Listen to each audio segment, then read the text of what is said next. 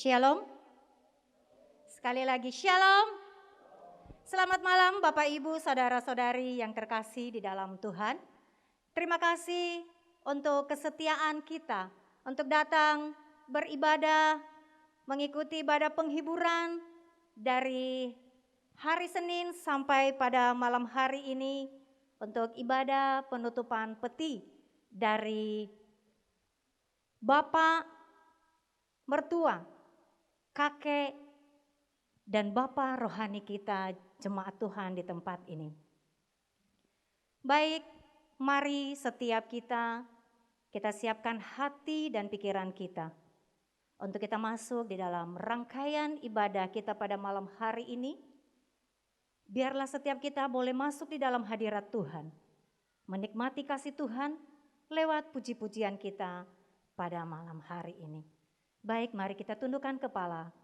Kita ambil sikap teduh di hadapan Tuhan. Saat teduh dimulai.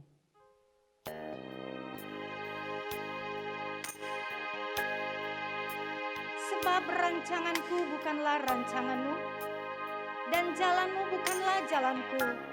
Demikianlah firman Tuhan. Seperti tingginya langit dari bumi, demikianlah tingginya jalanku dari jalanmu, dan rancanganku dari rancanganmu. Amin. Saat teduh selesai. Naikkan pujian yang mengatakan semua baik. Dari semula apa yang telah Tuhan tetapkan, apa yang Ia sediakan bagi kita, semuanya adalah yang terbaik untuk setiap kita, baik suka maupun duka.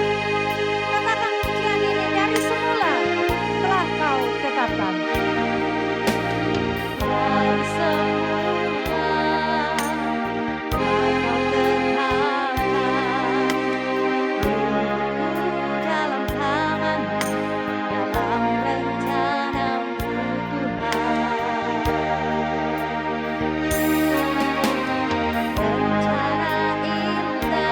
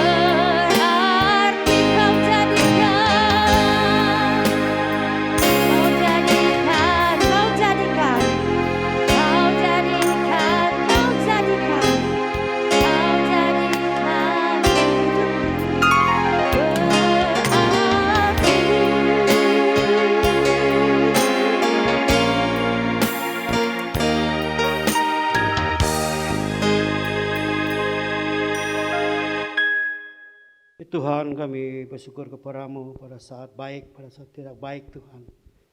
Istimewa pada malam ini Tuhan, Engkau telah memanggil hamba-Mu, Bapak Pendeta Benjamin Wongso, dari awal sampai akhir boleh melayani dengan setia Tuhan. Terima kasih ya Bapa. Firman Tuhan berkata bahwa hidup kami seperti bunga rumput, mekar di pagi hari Tuhan, dan akan layu lisut pada sore hari ya Tuhan. Kami bersyukur Tuhan bahwa sepanjang hidupnya hamba-Mu boleh melayani ya pelayanan Tuhan dari awal sampai akhirnya.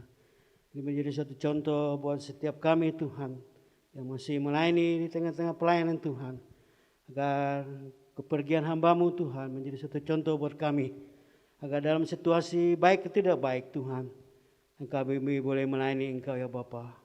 Bapa menghibur akan keluarga yang ditinggalkan Tuhan dengan penghiburan sejati daripada Tuhan.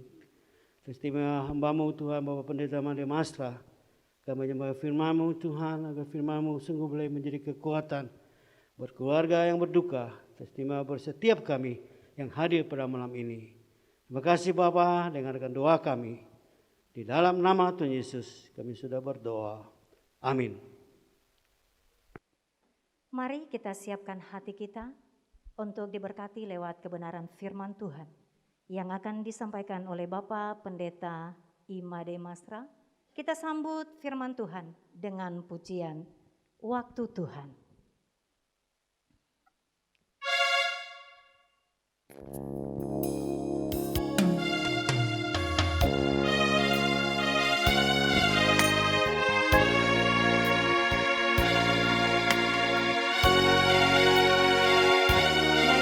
terjadi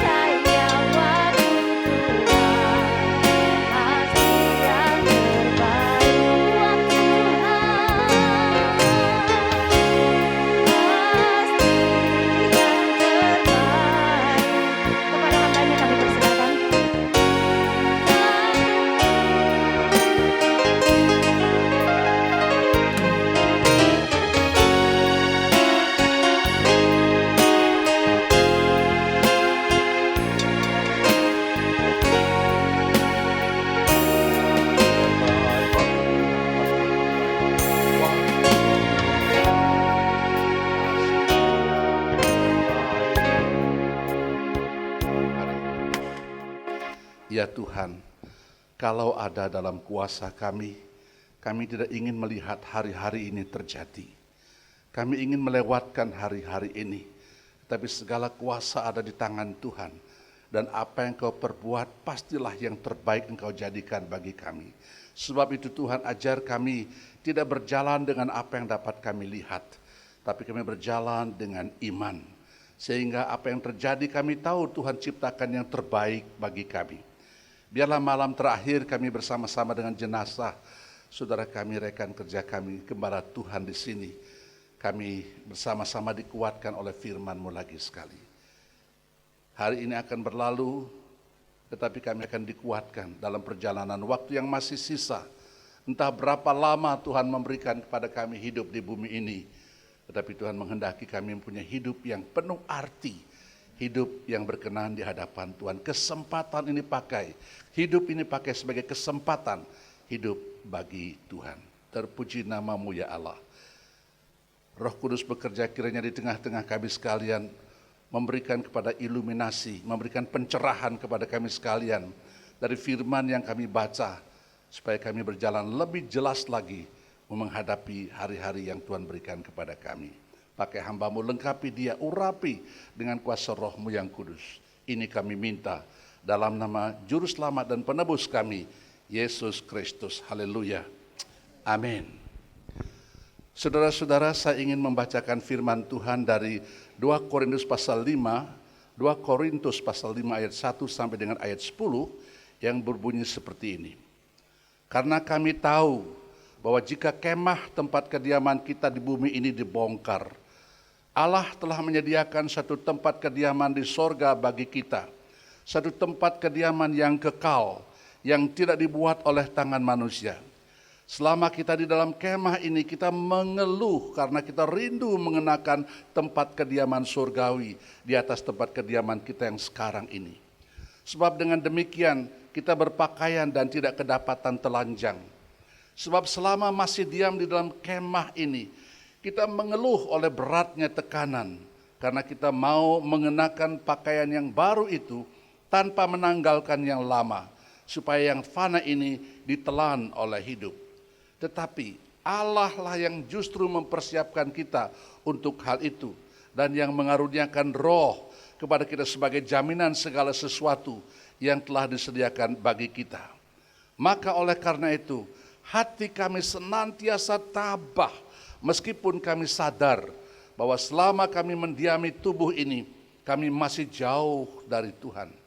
Ayat 7, sebab hidup kami ini adalah hidup karena percaya, bukan karena melihat. Tetapi hati kami tabah, dan terlebih suka kami beralih dari tubuh ini untuk menetap pada Tuhan. Sebab itu juga kami berusaha, baik kami diam di dalam tubuh ini, maupun kami diam di luarnya, supaya kami berkenan kepadanya. Sebab kita semua harus menghadap tahta pengadilan Kristus, supaya setiap orang memperoleh apa yang patut diterimanya sesuai dengan yang dilakukannya dalam hidupnya ini, baik ataupun jahat. Saya ulangi ayat yang ke-10. Sebab kita semua harus menghadap tahta pengadilan Kristus, supaya setiap orang memperoleh apa yang patut diterimanya sesuai dengan yang dilakukannya dalam hidupnya ini, baik ataupun jahat. Saudara-saudaraku sekalian, sidang perkabungan yang dikasihi Tuhan, saya selalu mengingatkan diri saya, apapun adanya diriku ini adalah selalu merupakan sentuhan banyak orang dalam berbagai bentuk dan cara.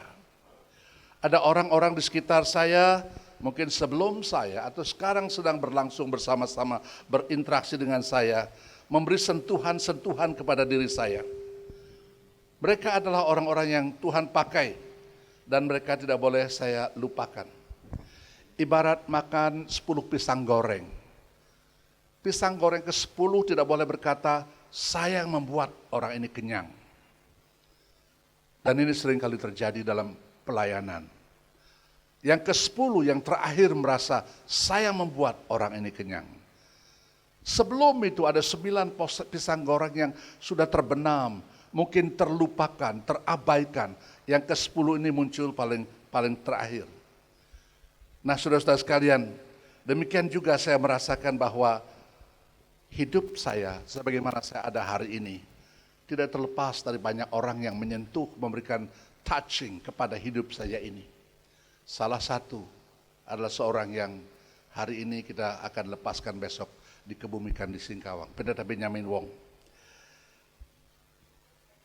Tanggal 7 Maret 1973, pertama kali saya menginjakkan kaki di Kalimantan Barat, di kota Pontianak, yang pada waktu itu keadaannya sangat sederhana. Jauh kalau dibandingkan dengan hari-hari ini. Dan pada tahun itu juga, saya mengenal Pendeta Benyamin Wong. Waktu itu saya melayani di GKKB Jalan Sisingamangaraja atau Kampung Bali 1. Dan pada tahun 73 itu juga saya berkenalan dengan Pendeta Benyamin Wong yang pada waktu itu bertugas jauh di daerah Jawai di situ. Saya belum tahu ke sana. Dan bagi saya mungkin sebuah kota entah di mana. Tetapi kemudian saya baru mengerti apa tempat itu. Bagaimana situasi di sana. Dan sejak itu interaksi saya dekat sekali dengan beliau. Bahkan saya pernah pelayanan KKR beberapa malam di daerah itu. Dan pada waktu saya makin mengerti siapa beliau. Kerendahan hati dan ketulusan beliau itu mempunyai kesan pertama dalam hidup saya. Waktu itu gereja-gereja di Pontianak ini hanya ada 2 gereja yang punya mobil. Dan dua-dua itu ada di GKKB. Saya nggak bicara soal gereja Katolik, tapi gereja Protestan. Satu di Singkawang, GKKB Singkawang, satu lagi GKKB Pontianak. Mobilnya Land Rover, sehingga sering disebut Land Lofort. Yo Land, yo Lau. Jadi mobil yang tua dan sering rusak. Beliau datang, saya heran, saya baru ketemu beliau cuci mobil. Buka mesin, kutak-katik di mobil, hidup dengan baik. Wah, ini orang luar biasa, cuci mobil. Kerendahan hati dan ketulusannya memang berkesan di hati saya. Kedua, kesederhanaan beliau. Dia seorang yang sangat simple. Berpakaian, makanan, fasilitas, bukan sesuatu yang dituntut. Zaman sekarang banyak hamba Tuhan yang kalau mencari tempat pelayanan, dia akan pertimbangkan fasilitas bagaimana, gaji bagaimana, keadaan dan lain sebagainya. Banyak pertimbangan. Saya katakan tadi saya sempat ke daerah pelayanan beliau di Jawai di situ. Saya semakin mengerti beliau itu siapa, sangat sederhana. Dan yang paling menonjol adalah hati misi beliau. Seorang yang pernah dididik di sebuah sekolah di Berea di situ, di daerah pedalaman oleh misionaris. Rupanya jiwa itu menular pada beliau. Dan begitu kuat hati misinya. Tanpa hati misi seperti itu, gedung gereja ini tidak akan ada. Dan banyak tempat beliau melayani bukan dengan keahliannya, bukan hebatnya berkhotbah, pengetahuan teologi yang tinggi, gelar dan sebagainya, itu bukan. Tapi sungguh-sungguh punya hati misi yang luar biasa. Itulah Pendeta Benyamin Wong yang saya kenal, masih banyak lagi. Kami berpisah oleh karena saya harus pergi belajar ke negeri lain, kemudian balik dan tidak ke Kalimantan Barat, saya di Jakarta. Dan kemudian kami tetap ada komunikasi dengan beliau, Wang Musu atau Wang Semu, saya ada komunikasi dengan baik. Satu komunikasi yang tidak akan bisa putus.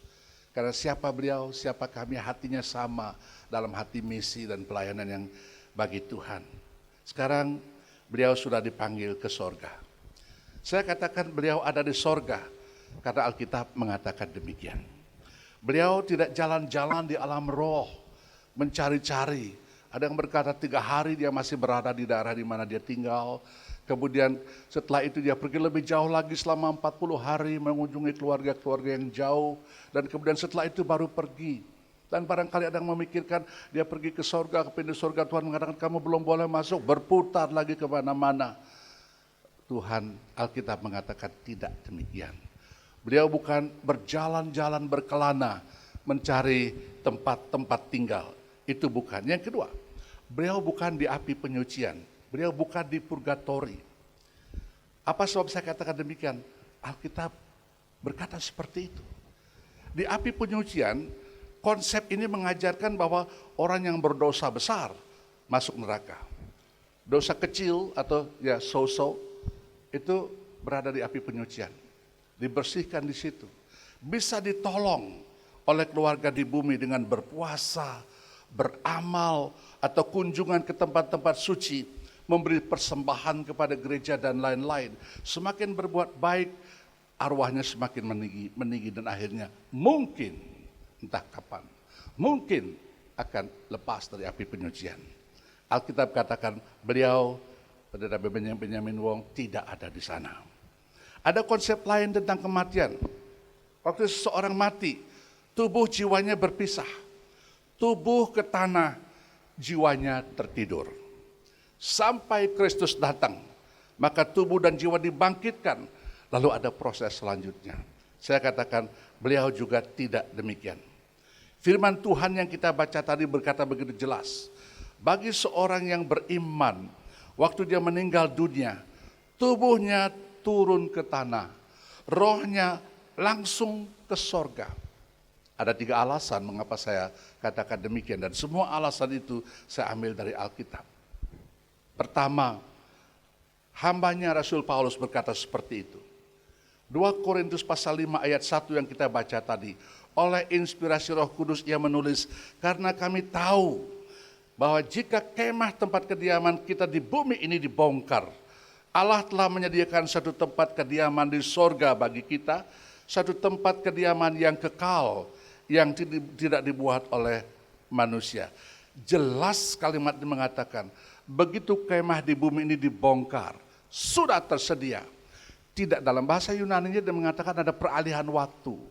Satu peristiwa yang habis langsung masuk ke periode berikutnya. Tidak ada satu periode senggang.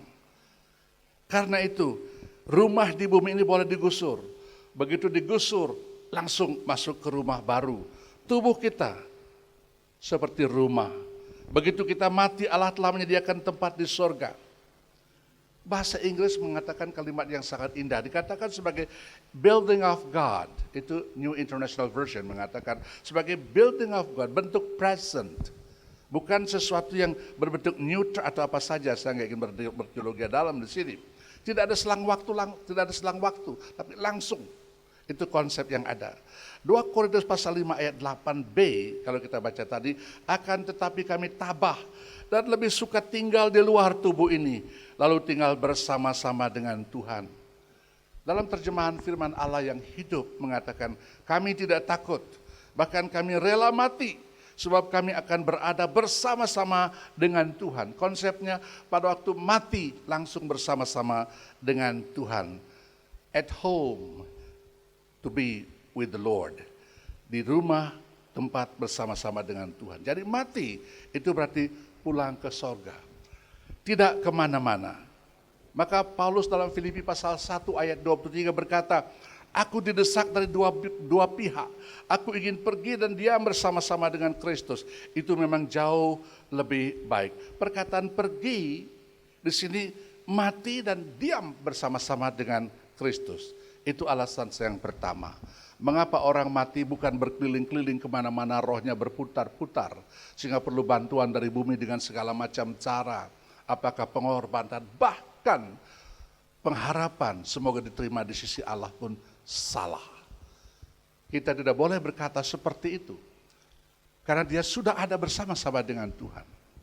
Dan yang kedua, Yesus sendiri mengajarkan seperti itu. Ketika Tuhan Yesus mengajarkan mengenai Lazarus yang miskin dan seorang kaya. Itu kalau kita baca luar biasa dalamnya pengajaran Tuhan di bagian itu. Lazarus, si kaya, dua-dua mati. Saya ingatkan bahwa kematian itu satu tindakan Allah yang adil. Saudara kaya, saudara miskin. Saudara berkelebihan, saudara berkekurangan, sama mati. Raja mati, pengemis mati. Orang bermoral tinggi mati. Orang tak bermoral mati. Sama keadilan Allah nampak di situ. Maka dikatakan pada waktu Lazarus mati, dia berada di pangkuan Abraham. Kalau terjemahan bahasa Ibrani yang lebih tepat, dia berada dalam pelukan Abraham. Itu berarti dia berada dalam sorga. Berarti Yesus sendiri mengatakan, dua-dua mati, dua-dua berada di alam kekal. Tidak melalui proses yang lain lagi. Kemudian dalam pernyataan yang lain, Yesus pada di atas kayu salib, ketika seorang penyamut melecehkan dia, tapi seorang lagi bertobat dan mengatakan, Tuhan, kalau engkau dalam kerajaanmu nanti ingatlah akan daku. Lalu Yesus mengatakan, hari ini engkau bersama-sama dengan aku di dalam Firdaus. Hari ini engkau bersama-sama dengan aku di dalam Firdaus. Firdaus sama dengan surga apa tidak? Sederhana saya bisa jawab dari surat 2 Korintus pasal 12, di situ dikatakan ketika Paulus menghadapi gereja yang menonjolkan fenomena-fenomena karunia yang berlebih-lebihan sehingga gereja menjadi kacau balau. Lalu Yesus menulis, 14 tahun yang lalu, aku kenal seorang, gampangnya bicara, 14 tahun yang lalu aku diangkat ke langit tingkat ketiga dan seterusnya. 14 tahun dia tidak pernah menyebutkan hal ini. Pengalaman karunia-karunia yang sedemikian dahsyat dia tidak sebutkan.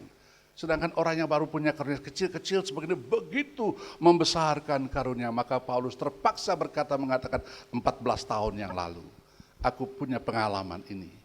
Seorang pun tidak pernah punya pengalaman seperti yang dikatakan Paulus ini. Kembali kepada poin tadi, di ayat 2 dikatakan dia diangkat ke sorga. Tapi dalam ayat 4 dia katakan dia ke Firdaus. Berarti sorga Firdaus tidak beda. Sama dengan Hades dan neraka, tidak ada perbedaan yang hakiki. Dan pada waktu Yesus ke sorga, penjahat itu juga ke sorga.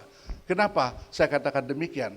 Ketika Yesus akan mati, dia berkata, Bapa, ke dalam rohmu, ke dalam tanganmu, aku serahkan rohmu.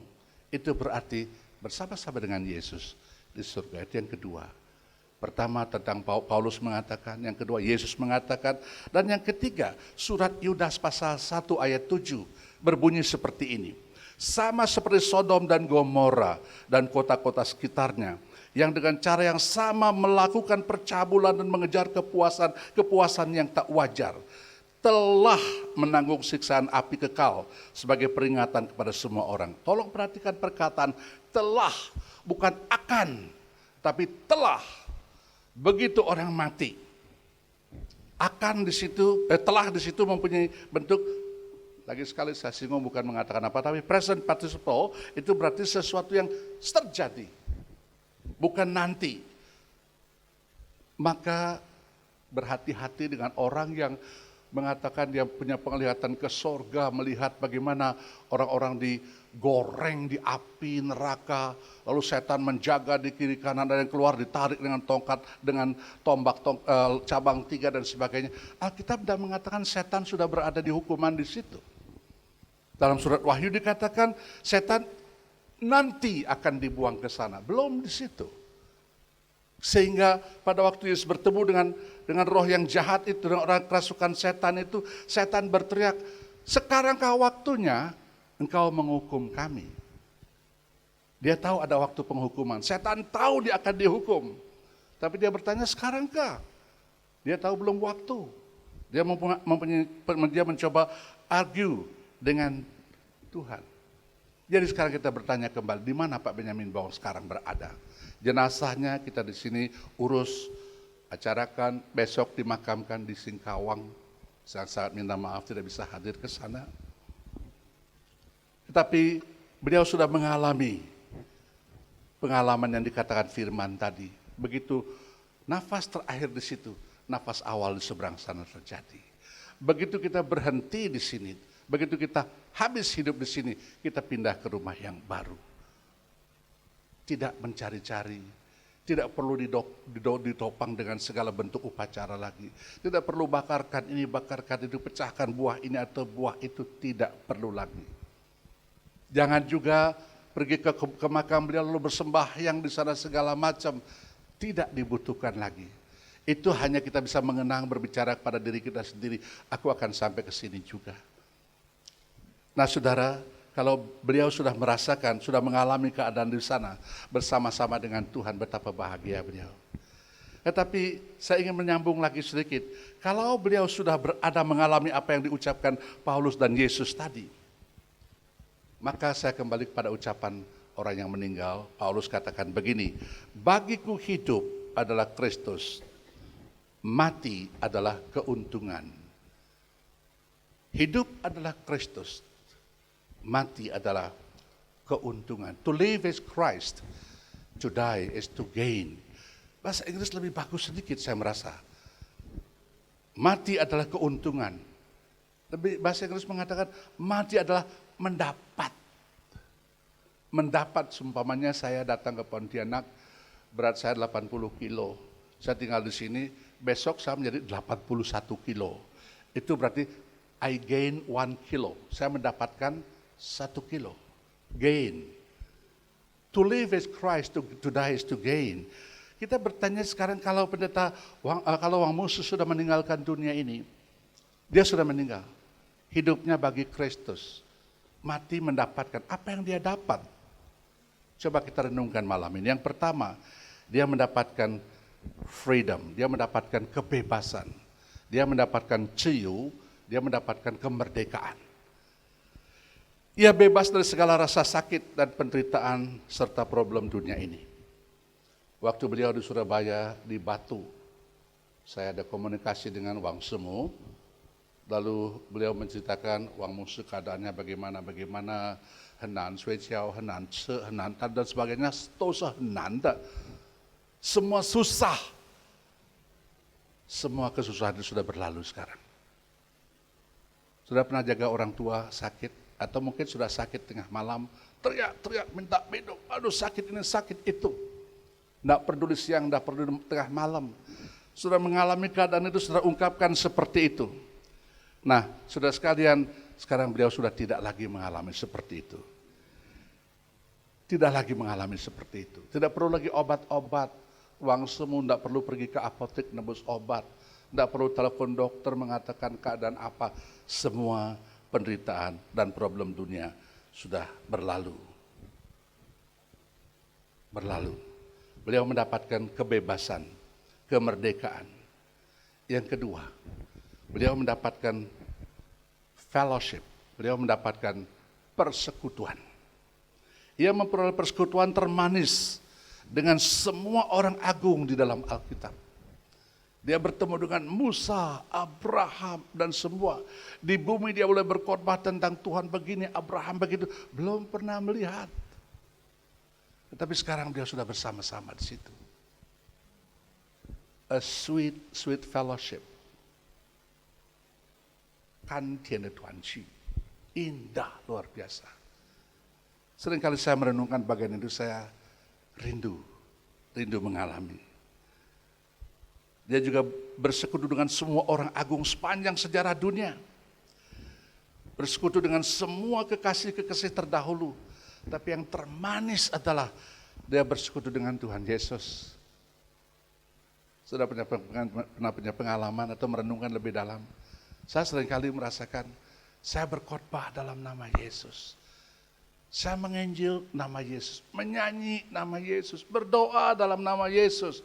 Diterima, dilayani dengan baik karena nama Yesus. Dibenci juga oleh karena nama Yesus. Saya mengalami banyak mujizat. Dan Tuhan juga pernah membuat melalui saya mujizat tertentu. Saya berkata Yesus, tapi Yesus seperti apa? Wajahnya seperti apa? Seringkali saya merenungkan bagian ini. Saya boleh berkata Yesus, berdoa dalam nama Yesus, berkhotbah dalam nama Yesus, diterima di sana di sini karena nama Yesus, dibenci, dicaci, dimaki karena nama Yesus. Semua terjadi karena nama Yesus. Tapi seperti apa Yesus itu? Apakah seperti wajah yang digambar-gambar dengan cara barat, rambut yang panjang, wajah seperti itu? Saya kurang suka menampilkan gambar-gambar seperti itu. Saya bukan penganut faham Islam yang tidak setuju nabinya di wajahnya dinampakkan. Bukan juga itu. Tapi saya tidak suka terlalu menonjolkan itu sebagai foto-foto yang ditonjolkan. Dulu saya pernah di Filipina, naik kendaraan umum. Wah, gambar Yesus, foto Yesus, patung Yesus. Begitu banyak dan murahan dan juga disembah-sembah. Saya merasa, apakah Yesus seperti itu? Saya tidak tahu, tapi Wang Musu sudah bertemu dengan Tuhan Yesus yang dia layani. Kemana-mana pergi beritakan Injil dengan nama Yesus. Diterima, disenangi karena nama Yesus.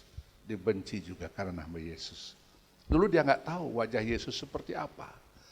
Sekarang sudah mendapatkannya. Maka itu keindahan yang luar biasa. Sekarang kita boleh nangis, boleh merasa berat. Tapi beliau sudah melewatkan semua sejarah di dalam dunia ini. Bersekutu dengan Tuhan di surga. Yang ketiga, ia mendapatkan pengetahuan yang penuh. Perfect knowledge. Begitu banyak rahasia yang kita tidak mengerti dalam hidup ini. Saya yakin sudah mempunyai konsep yang sama dengan saya. Kadang kita tidak mengerti orang yang begitu jahat, umurnya panjang. Orang begitu baik, pendek. Mengapa Tuhan? Orang yang korupsi kok bisa enak hidupnya? Kita yang jujur, berbakti, memberi persembahan, memberikan perpuluhan, kok sulit? Kita tidak mengerti. Dan jangan juga mengerti, jangan juga coba mengerti di sini. Dunia bukan tempatnya untuk kita memahami. Itu sebabnya saya berkata betapa Wang Musu sudah mengalami satu fase kehidupan baru. Dia mengerti. Seringkali saya merenungkan, Tuhan, saya ingat di waktu-waktu tertentu mengapa ada orang yang begitu menghormati saya, tapi ada juga orang yang begitu membenci. Kalau saya mengajar di STT, pada mahasiswa saya sering ingatkan kepada mereka, kamu jangan mencoba melayani dimanapun nanti kau diutus, mencoba menyenangkan semua orang. Ada kalimat yang sering saya katakan, if you want to please everybody, then you will please nobody. Kalau kau mencoba menyenangkan semua orang, tak seorang pun akan tak seorang pun akan tidak ada yang senang nanti. Ada orang yang begitu melihat kamu langsung benci dalam hatinya tanpa sebab. Begitu kau tampil berbicara sesuatu ada orang benci tanpa sebab. Jangan coba mencari orang lain senang, biar Tuhan saja disenangkan. Menyenangkanmu hanya itu kerinduanku. Sebab itu hiduplah untuk menyenangkan Tuhan. Banyak rahasia kita tidak mengerti bagaimana orang yang begitu baik, begitu tulus, begitu gracious, kok umurnya pendek. Mengapa orang yang berbuat jujur membangun gedung ibadah kok susah? Tapi membangun gedung-gedung mesum dan judi kok gampang? Kita tidak mengerti. Lagi sekali, kita tidak mengerti. Kita sudah kehilangan di sini, kehilangan Wang Musu. Kalau dia sudah pergi dari sini, kita boleh berduka kah? Bolehkah kita berduka? Alkitab mengajarkan kita boleh berduka. Menangis boleh menangis. Tetapi ada satu yang Tuhan ingatkan. Jangan berduka cita seperti orang yang tidak punya pengharapan. 1 Tesalonika pasal 4 ayat 13 berbunyi seperti itu. Boleh berduka, kita punya emosi. Tuhan ciptakan kita dengan pikiran, perasaan, dan emosi. Kita punya emosi. Kalau ada emosi, ungkapkan itu. Jangan ada sedih tapi tidak mau terima kesedihan, tidak bisa. Ungkapkan, tapi ingat, kita tidak boleh berduka seperti orang yang tidak punya pengharapan. Ada pengharapan di dalam Tuhan. Tadi saya sudah katakan, begitu kita meninggalkan dunia ini, kita masuk ke dalam surga. Kenangan lama betul, saya dapat mengerti. Wang Semu ada anak, dapat paham, berinteraksi begitu bertahun-tahun dengan beliau. Waktunya harus terpisah dan itu pun harus terpaksa dipisahkan karena dosa. Dan dalam perpisahan inilah banyak kenangan lama muncul, kenangan yang manis muncul, dan semua itu menjadi ingatan yang mempengaruhi emosi kita. Tangisan air mata kadang tidak dapat dihilangkan.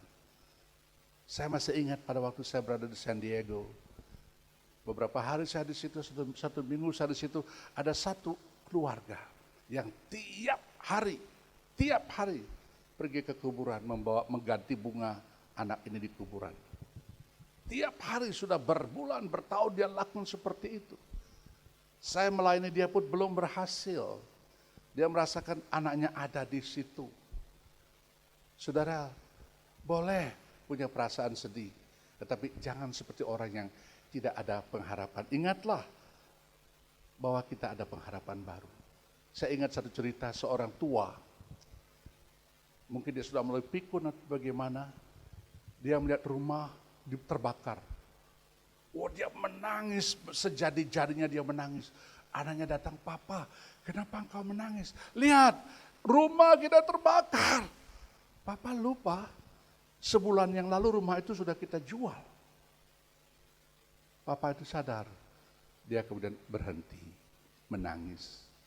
Andai kata dia terus menangis berkelanjutan, walaupun dia tahu itu bukan rumahnya lagi.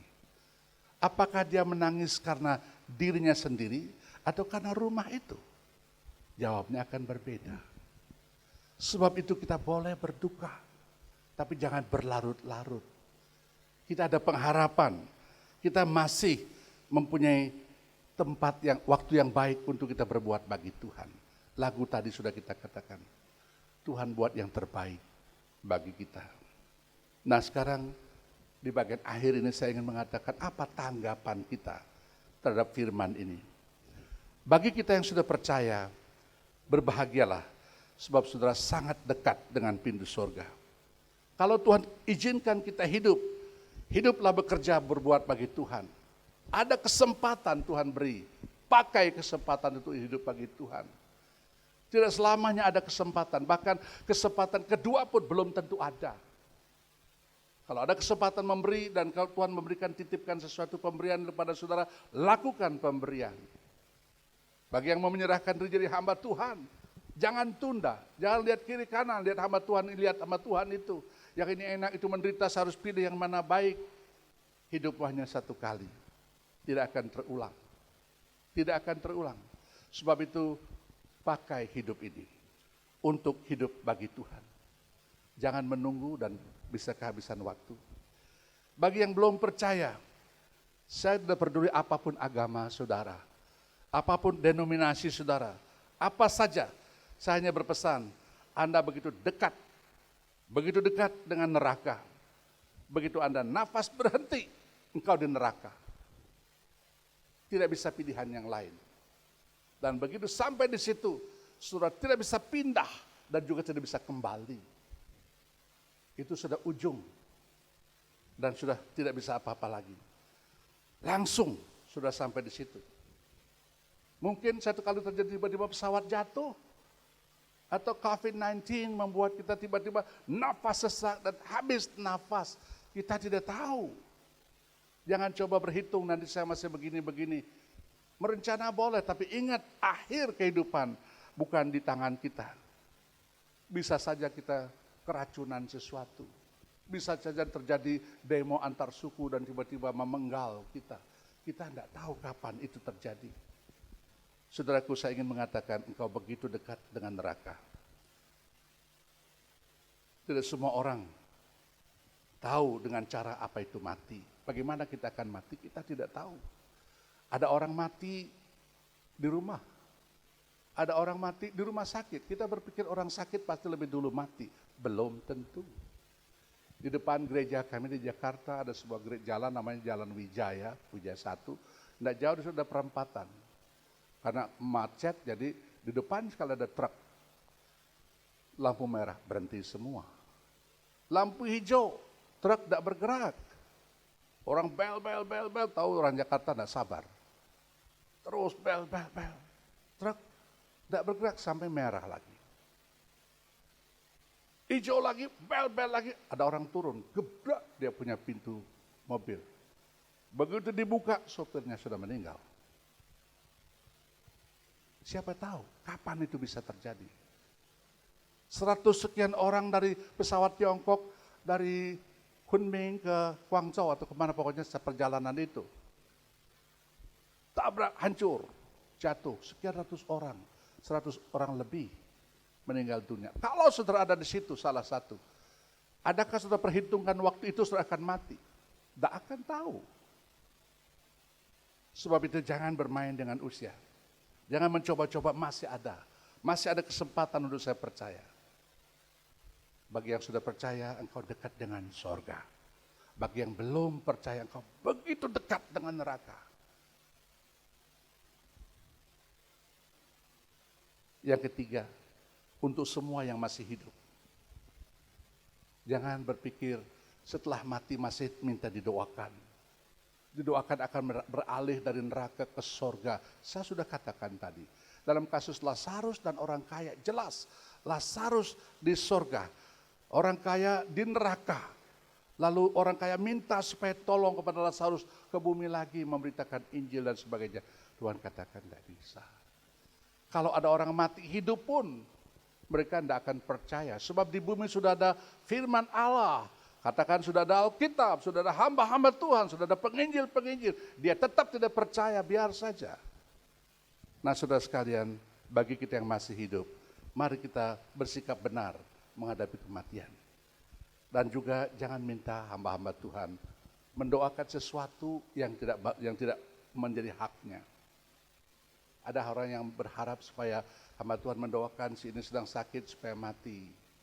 Itu bukan hak hamba Tuhan. Lagi sekali, saya ingin mengajak saudara, pastikan sekarang kemana saudara akan pergi sesudah mati. Saya ulang lagi sekali, tidak akan bisa kembali, tidak akan bisa pindah. Undanglah Yesus masuk ke dalam hatimu sekarang ini. Jangan tunda. Siapapun tidak tahu apa yang terjadi di depan.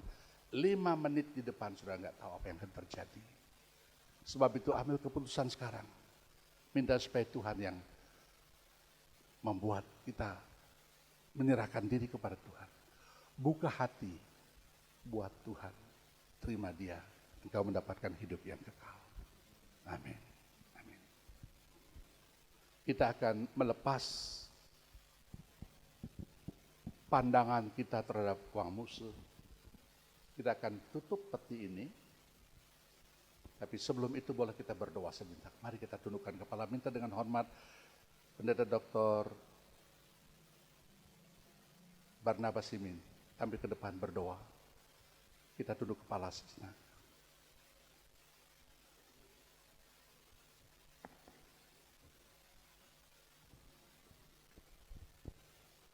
Haleluya. Bapa di surga, kami datang di hadapan-Mu. Kami tundukkan kepala kami pada malam ini. Dan kami disegak oleh firman Allah lewat hamba-Mu. Bapa, secara badaniah kami kehilangan seorang teman, seorang sahabat, seorang ayah, seorang gembala yang baik, bahkan seorang pengajar yang baik. Tetapi Engkau lebih tahu bahwa rencana-Mu sangat indah adanya.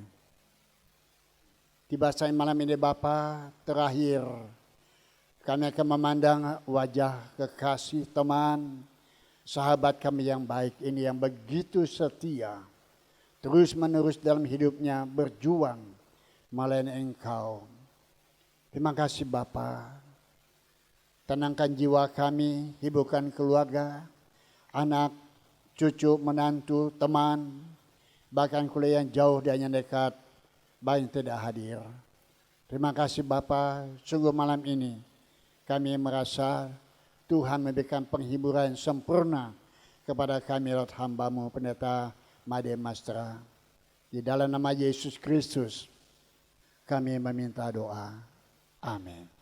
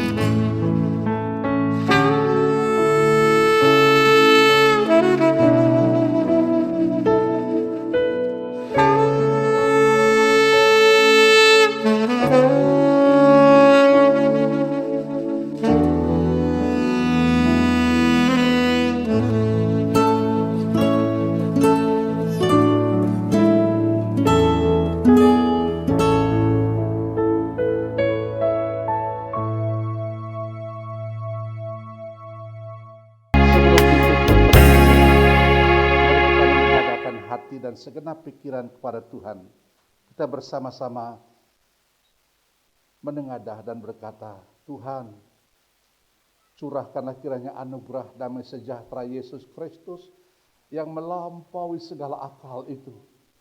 Kasih Allah Bapa yang melimpah-limpah. Penyertaan, penghiburan, kekuatan Roh Kudus turun dan tinggal tetap sampai Yesus Kristus datang kedua kali. Sampai kami melihat Tuhan muka dengan muka. Bahkan sampai selama-lamanya. Haleluya. Amin. Amin.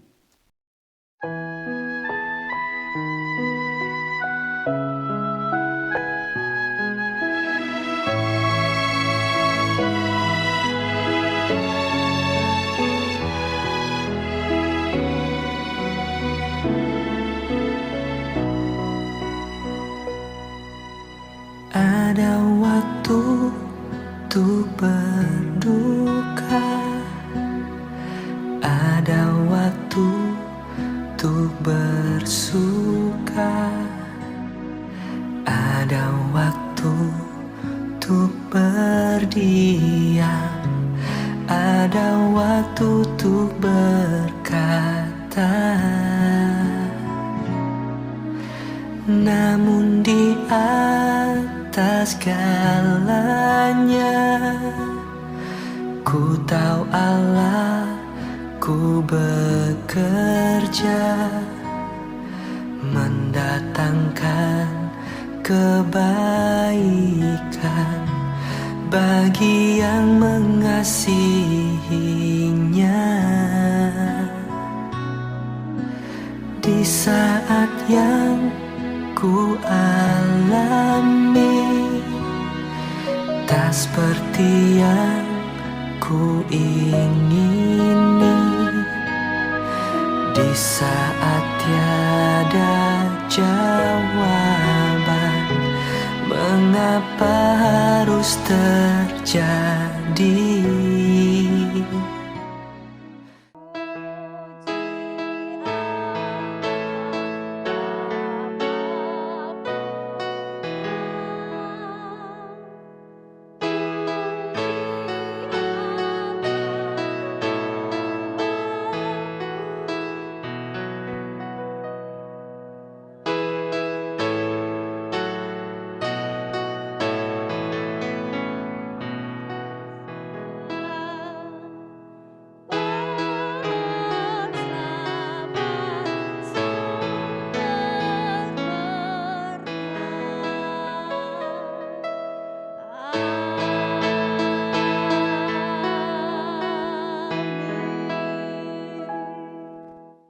Sidang perkabungan yang dikasihi oleh Tuhan, serangkaian ibadah dari awal sampai saat ini, kami mengakhiri dan memohon berkat-Mu ya Tuhan. Kiranya berkat yang berlimpah dari Allah Bapa, kasih pengorbanan di dalam Yesus Kristus, penyertaan, pengharapan di dalam Roh Kudus menyertai kehidupan saudara saat ini sampai selama-lamanya. Amin.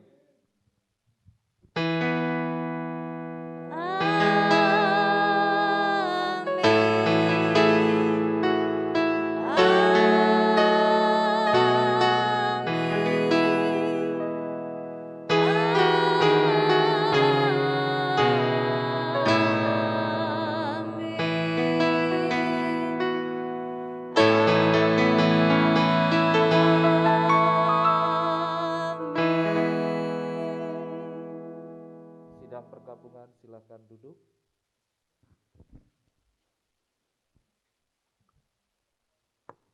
Sidang perkabungan yang saya muliakan, putra-putri almarhum, anak menantu, ibu yang sangat saya hargai dan muliakan, Bapak Pendeta Made Mastra, sahabat teman lama saya yang tetap semangat, rekan-rekan para pendeta, gembala, seluruh jemaat sekalian.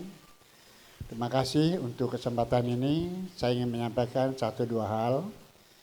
Yang pertama, atas nama Sinode GKTI dan Jemaat Pontianak, kemudian Ikatan Alumni Sekolah Kita Beria, kemudian Asosiasi Pendeta Indonesia Kalimantan Barat, dan juga teman-teman yang saya terima WA-nya tadi pagi menyampaikan salam ikut berduka kepergian kepulangan seorang sahabat yang luar biasa.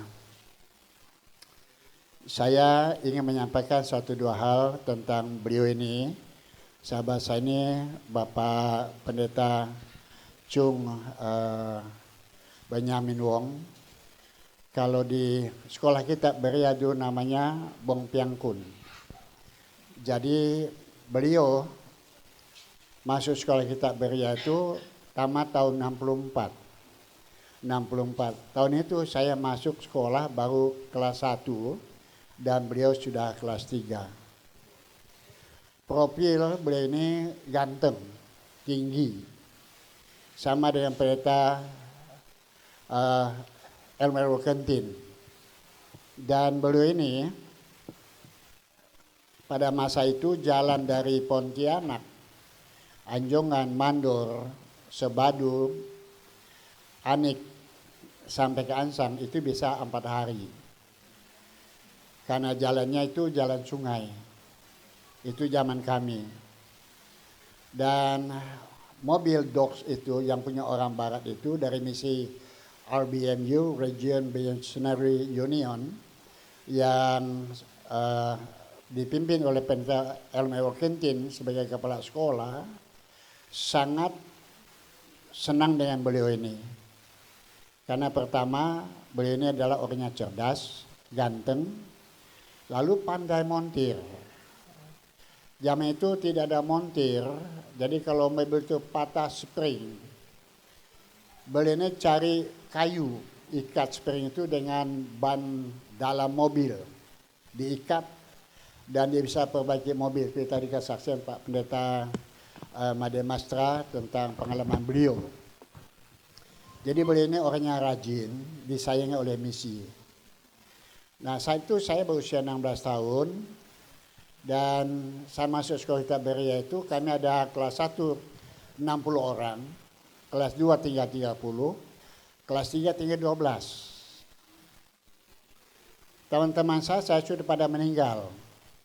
Pendeta Chung Fa Chow, Japnya Chin, Japnya Tin, Shi Kyun, kemudian Lematinus, kemudian Kundel, kemudian seorang sahabat saya yang masih hidup, Lydia Jap, yang gambar sedang GKB di Sungai Penyu. Dan saya, mungkin kami 3 yang hidup dari 12, yang lain sudah pada pulang. Kesan saya untuk Pak Benyamin luar biasa. Saya mohon maaf anak-anak beliau, menantu, 2 malam saya tidak hadir karena kurang sehat, karena sibuk kerja bakti dengan mahasiswa.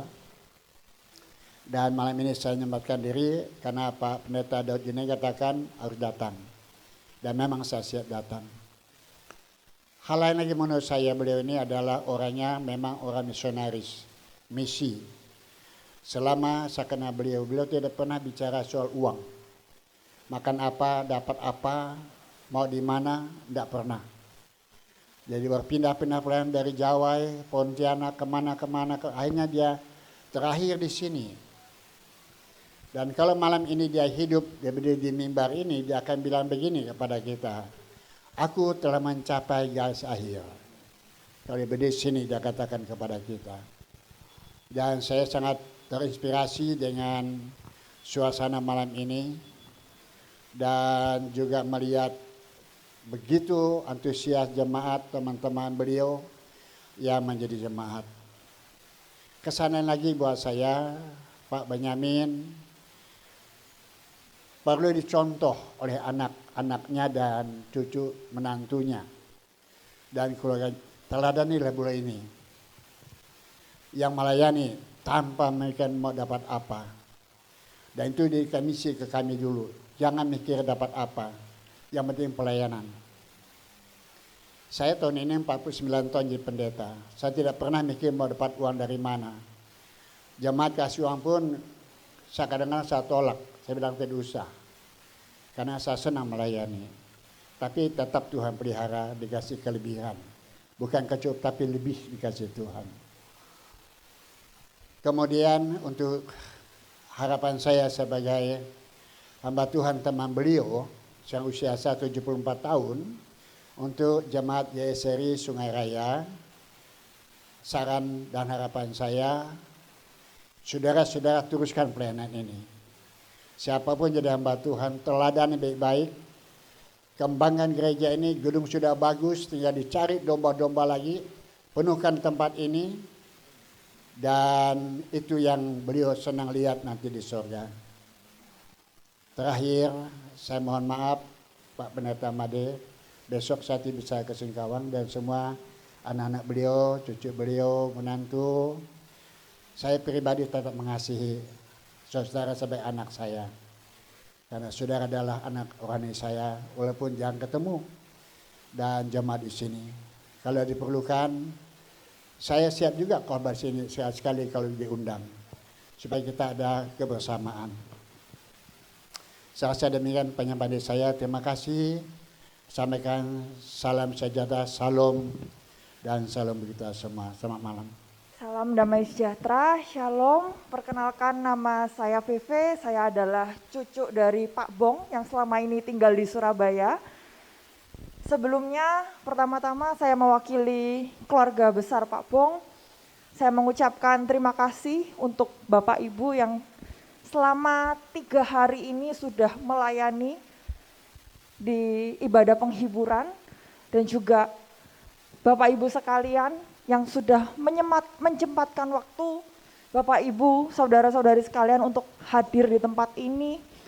Sama-sama kita mengenang, kita melihat sosok yang sangat luar biasa, pahlawan iman, Bapak rohani yang sudah banyak berdampak buat kita.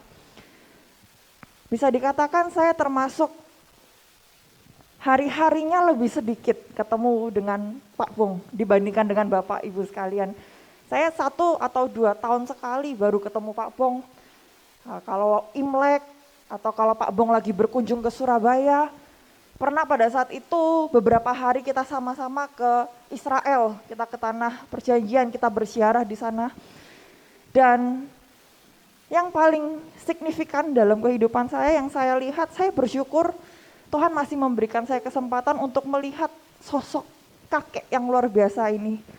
1 tahun terakhir, di masa sakitnya, di masa akhir-akhir hidup Kungkung tinggal di Surabaya, saya melihat Kungkung adalah orang yang luar biasa. Saya bangga sama Kungkung saya.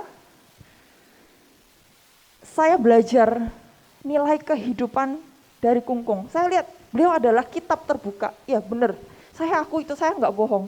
Kemarin beberapa dari keluarga, Pak Barnabas, Ibu Susan, Pak Lukas, sudah menyaksikan tentang Pak Bong. Dan saya mau katakan itu 100% benar, 1000% benar, nggak bohong.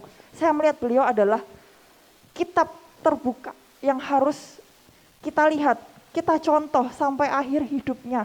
Sampai nafas terakhirnya pun beliau setia sama Tuhan, beliau mengasihi Tuhan. Waktu saya disuruh berikan kesaksian pada malam hari ini, saya merenungkan Kungkung. Sosok yang luar biasa. Kalau saya dengar ceritanya, beliau, bukan dengar ceritanya ya, saya melihat sendiri, beliau sakit, jatuh sakit, terkena stroke di saat masa-masa dia aktif melayani Tuhan. Ya, memang sejak masa mudanya beliau sudah melayani Tuhan, mengasihi Tuhan sepenuh waktu, sepenuh tenaga, semua full heart, full time buat Tuhan. Dan beliau sakit juga di saat beliau aktif melayani Tuhan. Mungkin kalau sebagai manusia, kita bisa marah sama Tuhan ya. Itu keadaan yang kalau orang dunia katakan logis, itu masuk akal kita marah sama Tuhan. Kita udah melayani Tuhan sungguh-sungguh, sepenuh waktu, sepenuh hati. kok jatuh sakit harus stroke. Saya pun kalau di posisi Kungkung mungkin saya pun juga bisa marah. Tapi saya lihat Kungkung gak pernah kecewa sama Tuhan. Sampai akhir hidupnya gak pernah beliau mengeluh. Kesakitan pun beliau cuma bilang sakit, tapi gak pernah yang marah sama Tuhan. Menurut saya ini jadi perenungan buat kita pribadi, buat saya pribadi. Di kondisi seperti itu aja Kungkung masih bisa bersyukur. Kemarin Pak Lukas menantu dari Pak Bong atau ayah kandung saya berkata, Pak Bong ini suka nyanyi lagu Terima kasih Tuhan untuk kasih setiamu. Nah saya mau menambahkan satu lagu lagi yang sering Pak Bong nyanyikan. Beliau suka nyanyi lagu Segala puji syukur hanya bagimu Tuhan. Dengan kondisi stroke, separuh badannya stroke, satu tangan masih bisa gerak, beliau selalu nyanyi segala puji syukur hanya bagimu Tuhan. Saya lihat lagu-lagunya itu lagu rasa syukur. Lagu masih punya rasa bersyukur sama Tuhan. Itu saya yakin secara logika manusia itu enggak masuk akal. Masih bisa bersyukur. Tapi itu menjadi reminder buat kita. Tetaplah bersyukur apapun kondisi, gak boleh marah sama Tuhan. Meskipun Tuhan gak jawab doa kita, gak boleh marah sama Tuhan. Kita lihat Bapak rohani kita, gembala kita, setiap hari saya lihat sendiri, beliau selalu bilang sakit perut, sakit. Beliau selalu bilang kayak gitu, tapi gak pernah marah sama Tuhan. Malah yang dia sampaikan, doakan Kungkung perutnya sakit, doakan Kungkung. Dan hal yang luar biasa lagi, beberapa kali saya sempat dengar Kungkung bilang, doakan Kungkung ya, atau menyampaikan ke papa mama, doakan papa supaya papa sembuh, supaya bisa pelayanan lagi, bisa nyebarin Injil. Itu benar, beberapa kali Kungkung ngomong kayak gitu. Menurut saya, itu udah bukan teguran lagi buat kita, buat saya, tapi itu udah kayak dijewer, udah kayak ditapok gitu ya. Yang sakit, yang terbaring 3,5 tahun, cuma bisa tidur di ranjang, gak bisa apa-apa, gak berdaya, gak kuat untuk jalan, bahkan buat duduk pun sakit. Beliau masih mengatakan doakan Kungkung, doakan papa, supaya papa sembuh, bisa memberitakan Injil.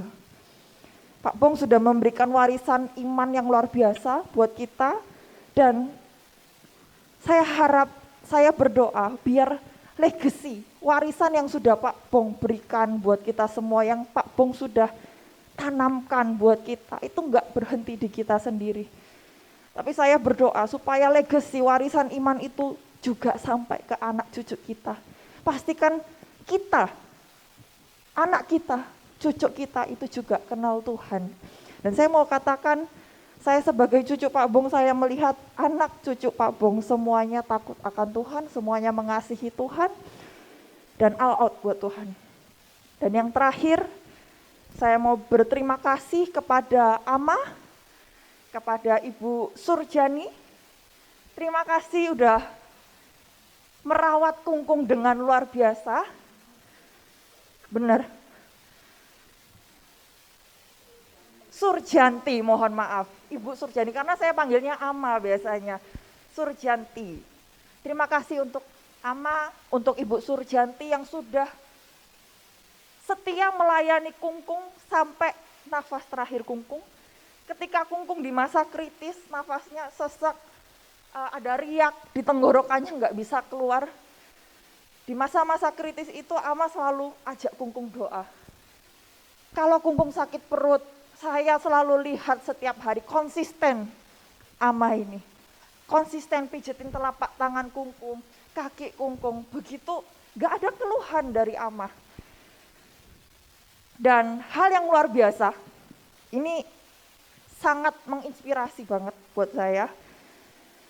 Mata Kungkung kan tidak bisa lihat Alkitab dengan jelas, gak bisa membaca dengan jelas lagi. Ini saya saksikan sendiri setiap hari. Ama selalu baca firman, selalu dia sampaikan supaya Kungkung dengar, dan Kungkung pun masih bisa mendengarkan firman Tuhan. Dan saya yakin sampai akhir hidup Kungkung, nafas terakhir Kungkung masih setia sama Tuhan, itu juga ada keterlibatan dari Ama. Terima kasih buat Ama yang udah setia begitu melayani Kungkung. Dan Bapak Ibu sekalian yang masih punya pasangan yang masih hidup, lihat Ama, Kungkung, kita, dia mengasihi pasangannya, melayani pasangannya sampai nafas terakhir. Dan di sini saya juga melihat ada beberapa anak muda di tempat ini. Carilah pasangan yang takut akan Tuhan, melayani Tuhan, bahkan pastikan cinta sama Tuhan. Karena endingnya luar biasa seperti ini. Sekian dari saya, see you in heaven Kungkung, Tuhan Yesus memberkati. Ya, izinkan saya menyampaikan kesan yang terakhir untuk almarhum Pak Bong. Kalau saya tidak sampaikan mungkin saya tidak bisa tidur ya. Soalnya selama 2 hari saya ingin sampaikan dengan waktu yang terlalu panjang dan dikat, dan mau tidak mau meskipun ini agak panjang kami mohon maaf, harus saya sampaikan. Nah, saya mengenal beliau tidak terlalu lama. Saya pernah ketemu sekali ke 8 tahun atau 9 tahun yang lalu ke rumah beliau. Nama saya dicatat. Namamu siapa? Anwar, Pak. Catat. Saya yakin itu dibawakan dalam doa ya.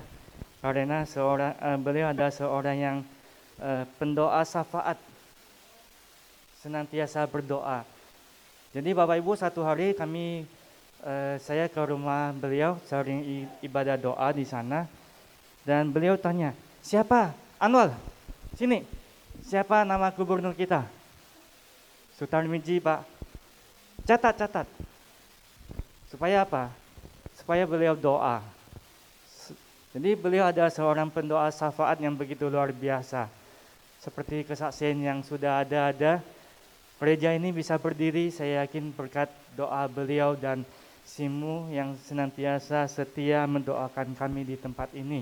Meskipun dalam 1 tahun lebih, 2 tahun mereka di Surabaya, kami merasakan dampak dari doa-doa mereka. Contohnya pembangunan gereja di tempat ini yang begitu luar biasa ya. Bagi kami itu hal yang mustahil, tapi bisa dilakukan. Selanjutnya beliau juga seorang yang rendah hati, Bapak Ibu Saudara, di mana beliau, kata Pak Samuel, mau bergaul dengan Pak Samuel yang sudah tidak tua lah, yang menurut Pak Samuel masih tua dan beliau cukup berusia, artinya jenjang usianya begitu jauh. Saya membayangkan, jangankan Pak Samuel, saya aja beliau mau bergaul dengan saya. Artinya ini menunjukkan satu kerendahan hati yang begitu luar biasa yang ada di dalam hati beliau. Selain itu juga saya mendengar kesaksian di mana ada satu teman yang sakit atau meninggal. Waktu beliau selagi sehat, beliau bawa mobil sampai ke Angsang, Bapak Ibu Saudara, untuk menjenguknya, untuk melihatnya. Artinya beliau adalah seorang yang begitu peduli terhadap sesamanya, mencatat nama lalu mendoakan orang itu. Dia seorang yang suka berdoa. Selain itu, beliau juga tahu kapan waktu start memulai merintis gereja Tuhan. Dan yang lebih khusus lagi yang saya banggakan sama beliau, beliau tahu kapan waktunya harus mengakhiri pelayanan untuk menikmati hari tua beliau. Ini tidak mudah bagi setiap orang yang melakukannya. Secara khusus orang yang sudah merintis. Tetapi ini dilakukan beliau. Bukan berarti beliau tidak peduli terhadap gerejanya setelah beliau menyatakan minta di emeritus. Nyatanya beliau tetap mendoakan kami. Beliau tetap menanyakan, peduli terhadap pembangunan gereja ini. Kepedulian beliau yang begitu luar biasa. Sikap hati yang begitu luar biasa. ketulusan yang begitu luar biasa yang dimiliki. Kenapa saya katakan beliau tulus? Selain yang sudah disaksikan. Salah satunya yaitu moto beliau, dari tidak ada menjadi ada. Kenapa ini bisa menjadi motonya? Karena beliau waktu merintis gereja ini dalam keadaan masih sawah semua dikatakan beliau. Belum ada rumah, hanya depan beberapa aja. Jadi dia membangun sesuatu yang kosong di sini dan sekarang sudah banyak bangunan di sini kita lihat. Nah itulah moto beliau, dari tidak ada menjadi ada. Dan yang saya teruskan ke jemaat, dari yang ada kita lanjutkan lagi, kembangkan lagi. Jangan dari ada menjadi tidak ada. Ya. Selain itu dia ada seorang yang tulus, kenapa? Dia ada perintis pertama. Dengan memakai uang beliau, bahkan tanah dan bangunan beliau pakai untuk dijadikan gereja. Dan gereja ini sudah jadi seperti ini. Yang lebih luar biasa lagi adalah beliau mau dengan tulus hati mau menyerahkan kepada sinode untuk dilanjutkan menjadi milik kepunyaan bersama, yaitu jemaat GSRI Sungai Haraya di tempat ini. Bukankah ini satu hal yang luar biasa? Kita tidak bisa memungkiri untuk menilai ketulusan seseorang itu harus diukur dari nilai yang begitu besar, Bapak Ibu Saudara. Artinya gedung ini dan tanah ini nilainya tidak kecil, tetapi beliau mampu mempersembahkan itu. Jadi satu ketulusan yang begitu luar biasa yang dimiliki beliau yang harus kita sama-sama teladani. Selain itu, waktu saya bersama beliau, sekali sinode bilang ada ini, ada itu, dia bilang apa? Anwar, ikuti saja sinode. Artinya apa, Bapak Ibu? Artinya dia ada seorang yang begitu taat akan pemimpin.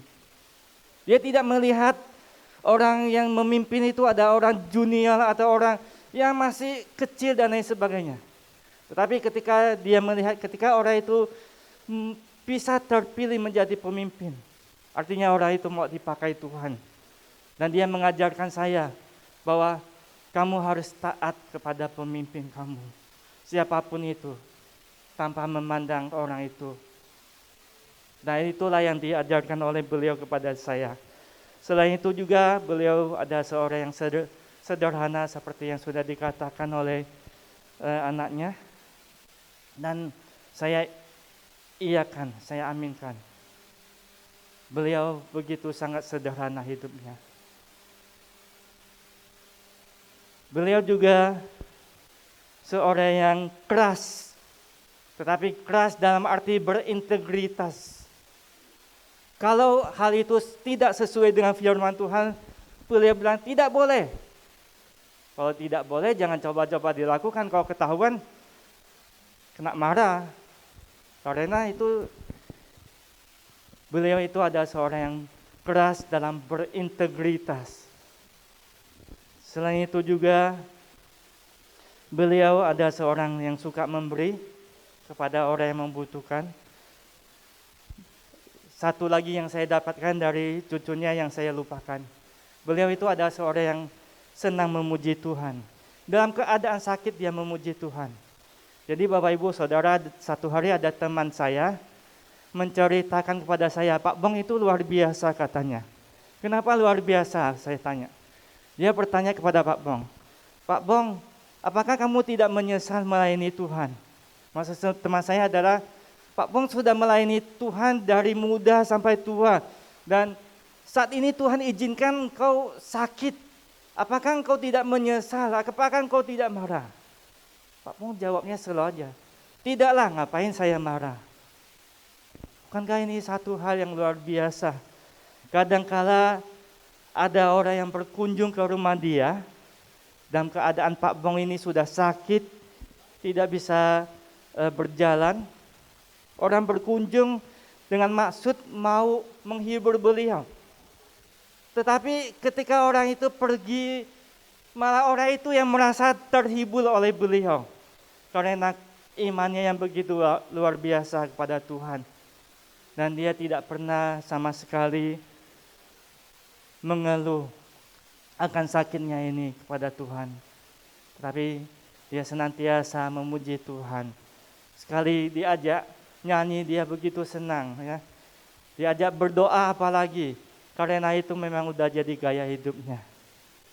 Demikian kesan saya terhadap beliau. Biarlah setiap kita secara khusus jemaat di tempat ini boleh menteladani beliau. Kita harus mensyukuri di mana Tuhan mengizinkan kita mengisi bagian di dalam hidup beliau. Artinya kita bisa diizinkan Tuhan bertemu dengan beliau, belajar dari sesuatu yang begitu luar biasa dari beliau. Demikian kesan saya. Terima kasih.